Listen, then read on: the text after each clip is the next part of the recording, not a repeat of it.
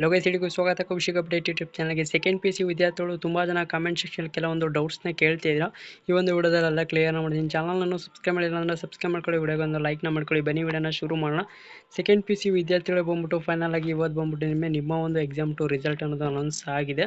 So ಈಗ ತುಂಬ ಜನ ವಿದ್ಯಾರ್ಥಿಗಳು ಕಾಮೆಂಟ್ ಸೆಕ್ಷನ್ ಕೇಳ್ತಾ ಇರೋದು ಏನಪ್ಪ ಅಂದರೆ, ಬ್ರೋ ಈಗ ಎಕ್ಸಾಮ್ 3 ಇದೆಯಾ ಈ ವರ್ಷ ಅಂತ ತುಂಬ ಜನ ಕಾಮೆಂಟ್ ಸೆಕ್ಷನ್ ಕೇಳ್ತೀರಾ. ಈ ವರ್ಷ ಬಂದ್ಬಿಟ್ಟು ನಿಮಗೆ ಎಕ್ಸಾಮ್ 3 ಅನ್ನೋದು ಇರೋದಿಲ್ಲ.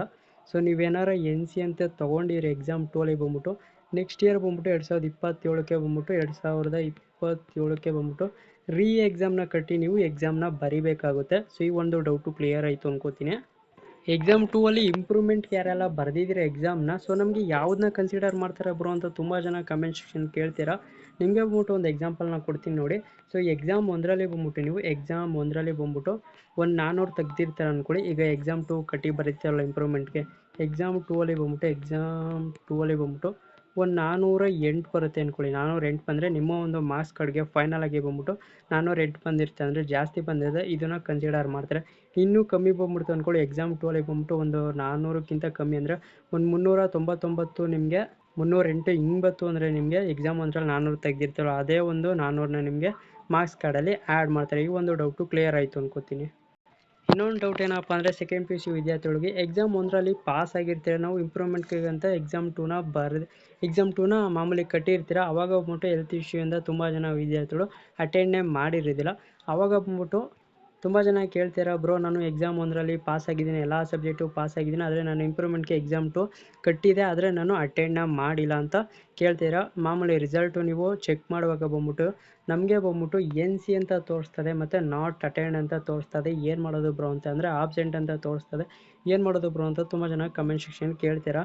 ನಿಮಗೆ ಬಂದ್ಬಿಟ್ಟು ಈ ಒಂದು ಕ್ವಶನ್ಗೆ ಬಂದ್ಬಿಟ್ಟು ನೆಕ್ಸ್ಟ್ ಬಂದ್ಬಿಟ್ಟು ನಿಮಗೆ ಕಂಬೈನ್ ರಿಸಲ್ಟ್ ಅನ್ನೋದು ಬಿಡ್ತಾರೆ. ಅಂದರೆ ಎಕ್ಸಾಮ್ 1 ಮತ್ತು ಎಕ್ಸಾಮ್ 2 ನೀವೇನೀಗ ಬರೆದಿಲ್ಲ ನೀವು, ಸೊ ನೀವು ಎಕ್ಸಾಮ್ 1ರಲ್ಲಿ ಪಾಸ್ ಆಗಿರೋ ಸಾಕು, ನಿಮಗೆ ಕಂಬೈನ್ ರಿಸಲ್ಟ್ನ ಮಾಡ್ಬಿಟ್ಟು ಅಂದರೆ ಯಾವುದು ಬೆಸ್ಟ್ ಇರುತ್ತೆ ಮಾರ್ಕ್ಸ್ನ ಅದನ್ನು ಕನ್ಸಿಡರ್ ಮಾಡಿಬಿಟ್ಟು ನಿಮಗೆ ಸೊ ಫೈನಲ್ ಆಗಿ ಬಂದ್ಬಿಟ್ಟು ಒಂದು ರಿಸಲ್ಟ್ ಅನ್ನೋದು ಅನೌನ್ಸ್ನ ಮಾಡ್ತಾರೆ. ಅಂದರೆ ಕಂಬೈನ್ ರಿಸಲ್ಟ್ನ ಅನೌನ್ಸ್ನ ಮಾಡ್ತಾರೆ. ಅದರಲ್ಲಿ ಬಂದ್ಬಿಟ್ಟು ನೀವು ಪಾಸ್ ಅಂತ ಕನ್ಸಿಡರ್ ಆಗ್ತೀರಾ. ಡೌಟು ಕ್ಲಿಯರ್ ಆಯಿತು ಅನ್ಕೋತೀನಿ.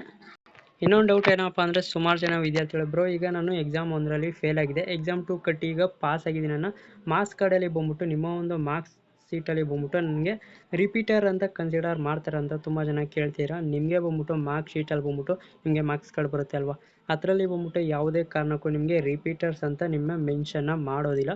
ಸೊ ನೀವು ಎಕ್ಸಾಮ್ 1ರಲ್ಲಿ ಏನು ಪಾಸ್ ಆಗಿರಿ, ನಿಮ್ಮ ಫ್ರೆಂಡ್ಸ್ ಎಲ್ಲ ಪಾಸ್ ಆಗಿರುತ್ತಲ್ಲ, ಸೇಮ್ ಆ ಒಂದು ಮಾರ್ಕ್ಸ್ ಕಾರ್ಡಲ್ಲಿ ಏನು ಕೊಟ್ಟಿರೋದು ಸೇಮ್ ನಿಮಗೂ ಕೂಡ ಅದನ್ನೇ ಕೊಡ್ತಾರೆ. ಸೊ ಮಾಮೂಲಿ ಮಾರ್ಕ್ಸ್ ಮಾತ್ರ ಚೇಂಜ್ ಆಗುತ್ತೆ, ನೀವು ಎಷ್ಟು ತೆಗ್ದಿರ್ತೀರೋ ಅದನ್ನು ಕೊಟ್ಟಿರ್ತಾರೆ.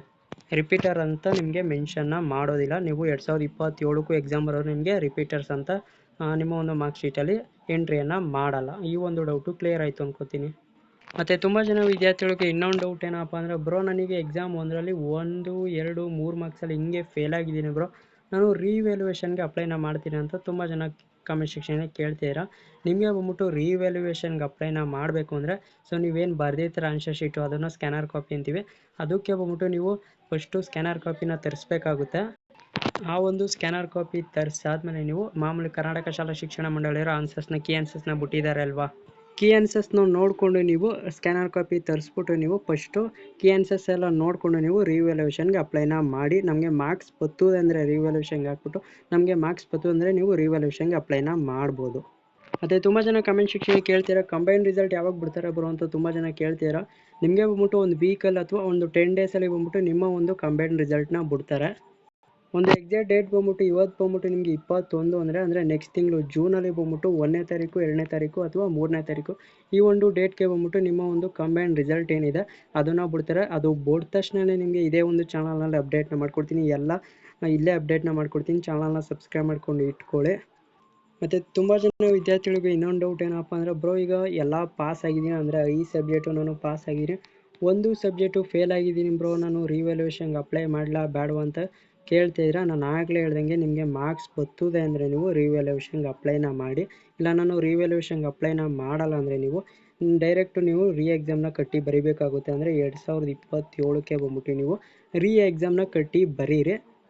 ಅವಾಗ ಬಂದ್ಬಿಟ್ಟು ನಿಮಗೆ ಎಕ್ಸಾಮ್ ಕಟ್ಟೋಕ್ಕೆ ಅಂದರೆ ಎಕ್ಸಾಮ್ ಕಟ್ಟೋಕ್ಕೆ ನಿಮಗೆ ಫೀಸ್ ಇರುತ್ತೆ ಇಲ್ವಾ ಅಂತ ನೀವು ಕೇಳೋರೆ, ಕರ್ನಾಟಕ ಶಾಲಾ ಶಿಕ್ಷಣ ಮಂಡಳಿಯವರು ಅನೌನ್ಸ್ನ ಮಾಡ್ತಾರೆ. ಅವಾಗ 2027ಕ್ಕೆ ಬಂದ್ಬಿಟ್ಟು ಅನೌನ್ಸ್ನ ಮಾಡ್ತಾರೆ ನಿಮಗೆ ಫೀಸ್ ಇರುತ್ತೆ ಇಲ್ವಾ ಅಂತ. ನೀವು ರಿಪೀಟರ್ಸ್ ಆಗ್ತೀರಾ 2027ಕ್ಕೆ ಎಕ್ಸಾಮ್ ನಾವು ಬರಿತೀವಿ ಅಂದರೆ ನಿಮಗೆ ಬಂದ್ಬಿಟ್ಟು ಈಗ ಏನು ಇಂಟರ್ನಲ್ ಮಾರ್ಕ್ಸ್ ಕೊಟ್ಟಿದ್ದಾರೆ ನಿಮ್ಮ ಒಂದು ಕಾಲೇಜ್ನಲ್ಲಿ ಏನು ಇಂಟರ್ನಲ್ ಮಾರ್ಕ್ಸ್ ಕೊಟ್ಟಿದ್ದಾರೆ ಸೇಮ್ ಬಂದ್ಬಿಟ್ಟು 2027ಕ್ಕೂ ಸೇಮ್ ಇರುತ್ತೆ ಇಂಟರ್ನಲ್ ಮಾರ್ಕ್ಸ್ ಬಂದ್ಬಿಟ್ಟು ಏನು ಚೇಂಜ್ ಆಗೋದಿಲ್ಲ ನಿಮಗೆ ರಿಪೀಟರ್ಸ್ ವಿದ್ಯಾರ್ಥಿಗಳಿಗೆ. ಯಾರೆಲ್ಲ NC ಅಂತ ತೊಗೊಂಡಿದ್ದೀರಾ ನಿಮಗೆ ಬಂದ್ಬಿಟ್ಟು ಯಾವುದೇ ಕಾರಣಕ್ಕೂ ಬಂದ್ಬಿಟ್ಟು ಇಂಟರ್ನಲ್ ಮಾರ್ಕ್ಸ್ ಅನ್ನೋದು ಚೇಂಜ್ ಆಗೋದಿಲ್ಲ. ಈಗ ಏನು ಕೊಟ್ಟಿದ್ದಾರೆ ನಿಮಗೆ ಎಕ್ಸಾಮಲ್ಲಿ, ಸೊ ನೆಕ್ಸ್ಟ್ ಬಂದ್ಬಿಟ್ಟು 2027ಕ್ಕೂ ನೀವು ಎಕ್ಸಾಮ್ನ ಬರೀತು ಅಂದರೆ ಸೊ ನಿಮಗೆ ಸೇಮ್ ಇಂಟರ್ನಲ್ ಮಾರ್ಕ್ಸ್ ಇರುತ್ತೆ. ಈಗ ಯಾರೆಲ್ಲ 2026ರಲ್ಲಿ NC ಅಂತ ತೊಗೊಂಡಿದ್ದೀರಾ ಅಂದರೆ ಫೇಲ್ ಆಗಿದ್ದೀರಾ ನಿಮಗೆ ಬಂದ್ಬಿಟ್ಟು ಲಾಸ್ಟ್ ಚಾನ್ಸ್ ಆಗಿರುತ್ತೆ 2027ಕ್ಕೆ ಬಂದ್ಬಿಟ್ಟು ನೀವು ಎಕ್ಸಾಮ್ನ ಕಟ್ಟಿ ಬರಿಬೇಕಾಗುತ್ತೆ. 2 ಚಾನ್ಸ್ ಇರುತ್ತೆ, ಅಂದರೆ ನೆಕ್ಸ್ಟ್ ವರ್ಷ ಬಂದ್ಬಿಟ್ಟು ಎಕ್ಸಾಮ್ 1 ಇರುತ್ತೆ ಮತ್ತು ಎಕ್ಸಾಮ್ 2 ಇರುತ್ತೆ. ಸೊ ನೀವು ಅದರಲ್ಲಿ ನೀವು ಪಾಸ್ ಆಗಬೇಕಾಗುತ್ತೆ. ಅದರಲ್ಲಿ ನೀವೇನಾರ ಫೇಲ್ ಆಗ್ತು ಅಂದರೆ 2027 ನೀವು ಪಕ್ಕ ನೀವು 2027ಕ್ಕೆ ಬಂದ್ಬಿಟ್ಟು ಎಕ್ಸಾಮ್ನ ಕಟ್ಟಿ ನೀವು ಅಕಸ್ಮಾತ್ 2 ಅಟೆಂಪ್ಟಲ್ಲಿ ನೀವೇನಾರ ಫೇಲ್ ಆಗ್ತು ಅಂದರೆ 2028ಕ್ಕೆ ಬಂದ್ಬಿಟ್ಟು ಎಕ್ಸಾಮ್ನ ಕಟ್ಟೋಕ್ಕಾಗಲ್ಲ. ಎಕ್ಸಾಮ್ ಬಂದ್ಬಿಟ್ಟು ಚಾನ್ಸ್ ಇರೋದು ಮಾಮೂಲಿ 2 ವರ್ಷ ಮಾತ್ರ. ಅವಾಗೆಲ್ಲ ಹೆಂಗಿತ್ತಪ್ಪ ಅಂದರೆ ನಾವು ಯಾವಾಗ ಬೇಕಾದ್ರೂ ಎಕ್ಸಾಮ್ನ ಕಟ್ಟಿ ಬರಿಬೋದಾಗಿತ್ತು. ಈ ವರ್ಷ ಬಂದ್ಬಿಟ್ಟು ಕರ್ನಾಟಕ ಶಾಲಾ ಶಿಕ್ಷಣ ಮಂಡಳಿಯವರು 2 ವರ್ಷ ಮಾತ್ರ ಅವಕಾಶ ಇರುತ್ತೆ ಅಂತ ಅನೌನ್ಸ್ನ ಮಾಡಿದರೆ, ಅದಕ್ಕೋಸ್ಕರ ಬಂದ್ಬಿಟ್ಟು ನೀವು 2026 ಪಾಸಾಗಿ 2028ಕ್ಕೆ ಬಂದ್ಬಿಟ್ಟು ಸೊ ಎಕ್ಸಾಮ್ ಕಟ್ಟೋಕ್ಕಾಗಲ್ಲ ನೀವು ಯಾರೆಲ್ಲ ಈ ವರ್ಷ ಫೇಲ್ ಆಗಿದ್ದೀರಾ. ಸೊ ನೆಕ್ಸ್ಟ್ ವರ್ಷ ಬರ್ಬಿಟ್ಟು ಪಾಸಾಗಿ. ಸೊ ಎಲ್ಲ ಡೌಟ್ಸು ಕ್ಲಿಯರ್ ಆಯಿತು ಅನ್ಕೋತೀನಿ ಸೆಕೆಂಡ್ PC ಬಗ್ಗೆ. ಸೊ ಏನಾದ್ರು ಒಂದು ಡೌಟ್ ಇತ್ತು ಅಂದರೆ ಕಾಮೆಂಟ್ ಸೆಕ್ಷನ್ ತಿಳಿಸಿ ರಿಪ್ಲೈ ಮಾಡ್ಕೊಡ್ತೀನಿ. ಸೊ ವಿಡಿಯೋ ಇಷ್ಟ ಆಗಿದ್ರೆ ಲೈಕ್ ಮಾಡಿ, ಶೇರ್ ಮಾಡಿ, ನಿಮ್ಮ ಫ್ರೆಂಡ್ಸ್ಗೂ ಕೂಡ ಶೇರ್ ಮಾಡಿ, ಯಾರಿಗೂ ಕೂಡ ತುಂಬ ಯೂಸ್ ಆಗುತ್ತೆ. ಏನೋ ಒಂದು ಡೌಟ್ ಇತ್ತು ಅಂದರೆ ಆಗಲೇ ಹೇಳ್ದಂಗೆ ಕಾಮೆಂಟ್ ಸೆಕ್ಷನ್ ತಿಳಿಸಿ, ಎಲ್ಲರಿಗೂ ಕೂಡ ನಾನು ರಿಪ್ಲೈನ ಮಾಡ್ಕೊಡ್ತೀನಿ. ಸಿಗೋಣ ಮತ್ತೊಂದು ವಿಡಿಯೋದಲ್ಲ. ಎಲ್ಲರಿಗೂ ನೋಡ್ತಾ ಇರಿ Kaushik update YouTube channel. So thank you for watching.